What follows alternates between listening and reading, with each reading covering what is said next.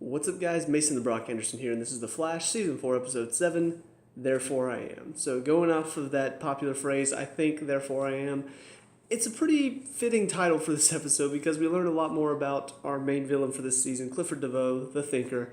And yeah, it's a great backstory. It's a great reveal of, I guess, the villain to the team. And it's a perfect episode.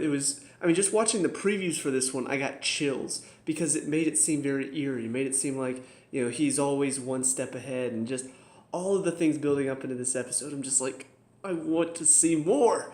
So yeah, basically this entire episode is pretty much a game of chess.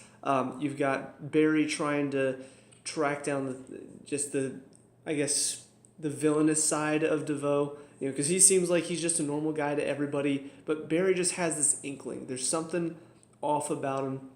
I find it very interesting that Barry's the only one that could see it. Obviously he and Joe are the only two to go into his house in the first place, so maybe the fact that he and Joe are the only two to really talk to him, Barry is a bit more, not that Joe's not smart, but Barry is a bit more intelligent than Joe is. So maybe he was able to catch something that Joe didn't, and maybe if the rest of the team got to meet him, maybe they would have caught it too. But yeah, so basically this entire episode is Barry trying to figure out what DeVoe's plan is, why is he doing this, all of that stuff, while the rest of the team is just looking at him like, dude, you're crazy. He's just a normal guy.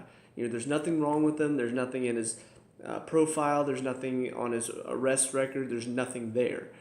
And so it's almost like he's torturing him.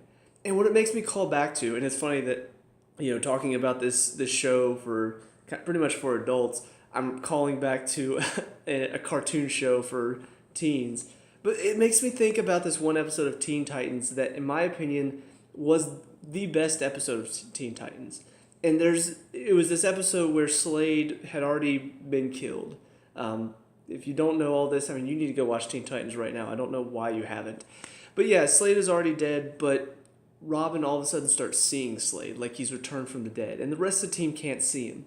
And so Robin's just like, why can nobody else see him? Why am I the only one? It turns out at the end, I don't know if I'm spoiling this for anyone, but it turns out there was this gas that was released from Slade's mask that Robin picked up earlier in the episode. And whenever it released, it caused Robin to start hallucinating Slade there. And the interesting thing about this episode is not that part of it. It's the fact that Robin is being so psychologically tortured by all of this. And he's the only one that can see Slade, and he's freaking out.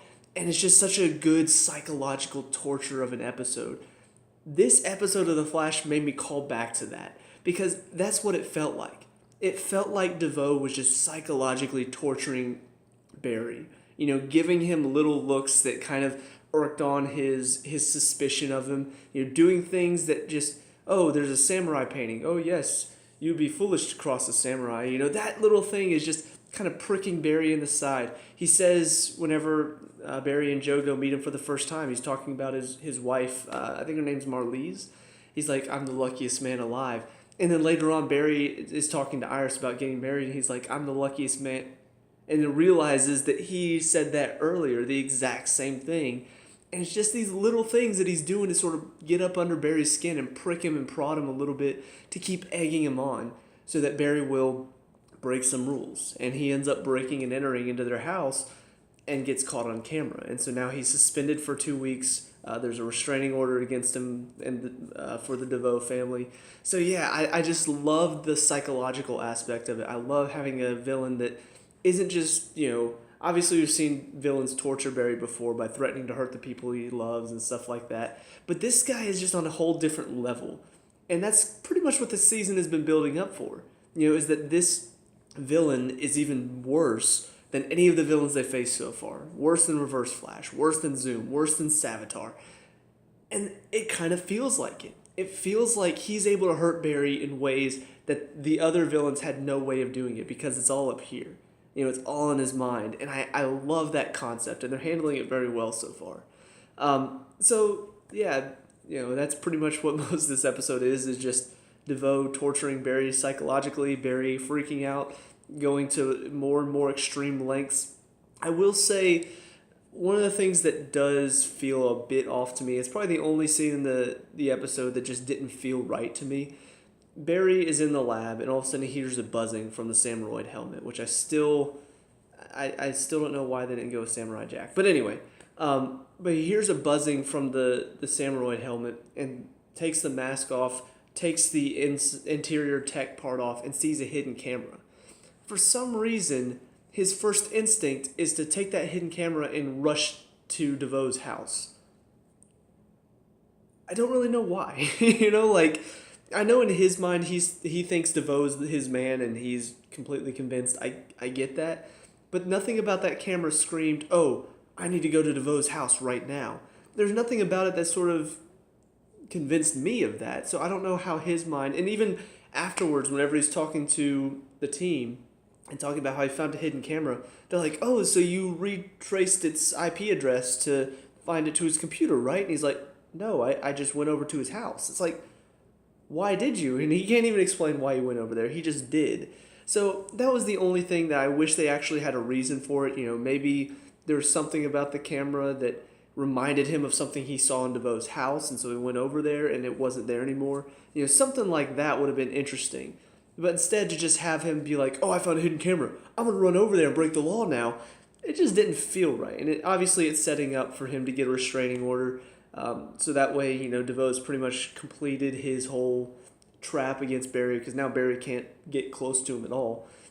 But then there's a final scene where Barry's talking to DeVoe, and DeVoe finally reveals everything. Starts off, brilliant way to start off as well. Tell me, am I talking to Barry Allen or the Flash? And, just that reveal of, I know your secret identity, is enough to make Barry go, wait, what? Like, you already know? And yeah, he's so intimidating in this scene. It's great. All of his revealing that you're in a game you didn't even realize you were in. As Barry is leaving, he's like, you've lost without it. You lost before you even realized you were playing. All of these little just things to prick and prod and poke it under, get under Barry's skin. All great things. All great little lines that I'm just like, that stuff a supervillain would say. That's stuff that a great supervillain would say. So that little final confrontation, not a whole lot of intensity in it, but definitely a lot of tension there. So yeah, I really, really like how they've handled the Thinker so far. I'll also talk a little bit about his backstory, because we do learn a lot about how he became the Thinker. Basically, what we see is that he had the brains, and his wife Marliese, which according to IMDb, she's called the Mechanic. I assume they'll give her that name later on. But he had the brains, she had the ability to put it into practice. So pretty much you've got physics and then you got engineering. That's basically how they worked. So he had all these ideas and she was able to build it. So basically she builds this helmet. They need a lot of power to be able to supply to it. I'm still not sure what they want to do. He's talking about a like mind, so I'm not sure if he wants to like mind control people with this helmet or something like that. Possibly. Even at the end, whenever he's talking to his wife about what his plans are for Barry and the team, he's talking about they'll be the first to experience the enlightening. What exactly does that mean? He's still being kind of vague about it. So I'll be interested to see exactly what the plan is and what this helmet is going to do. But yeah, so he goes to the press conference that we saw at the very beginning of The Flash. We get to see a little bit of a time capsule, because we get to see that scene again where we see Barry and Iris in the audience as Wells is up there giving a speech about the particle accelerator. But then we also see that apparently the DeVoes are in the audience as well. Marliese raises her hand to ask a question about it. She reveals her name's DeVoe, and Wells all of a sudden gets a little bit of a smile. It's like, DeVoe, I suppose that's your husband next to you, Clifford DeVoe. I'm a big fan of your work. And I'm just, once again, the little thing, knowing that he is actually Eobard Thawne from the future, and he knows DeVoe is going to be a big enemy for the Flash. Just the little things, the little subtle things they throw in. I loved that little scene. But ultimately, they're waiting outside, waiting for the accelerator to go off, because they realize that Wells, fake Wells, wants the accelerator to explode so he can create a bunch of variants. And so they're planning to use that explosion to power the helmet. Well, it works, but then they find out that apparently it gives DeVoe, or I can't call him DeVoe because then I might be talking about her DeVoe. I'll just call him the Thinker. It gives the Thinker like severe ALS to where his body is deteriorating at a faster rate than normal ALS. And so, of course, there's kind of a little bit of an argument between the two because he just wants to die. Even with all of this brain power, even with all of this knowledge, the fact that his body is deteriorating is just so frustrating for him because it feels like all of that knowledge is going to go to waste. But of course, she doesn't want to give up. She wants to keep him around because they're in love, and she wants to keep him in her life, obviously. And so she develops the chair that we've seen him sitting in, which apparently is not just some cool-looking chair. It has the ability to keep his body from deteriorating. So very interesting to learn that's why he has that big, creepy-looking chair. But we do get to see him at the end. She takes off the top of his head. The chair comes down from the ceiling and then attaches to his brain and then brings him in. So it's kind of cool to see that happening in the process of it. But that's basically his backstory of how he became the Thinker, how he got that awesome chair. I still don't know why she's dressed up the way she is as the mechanic.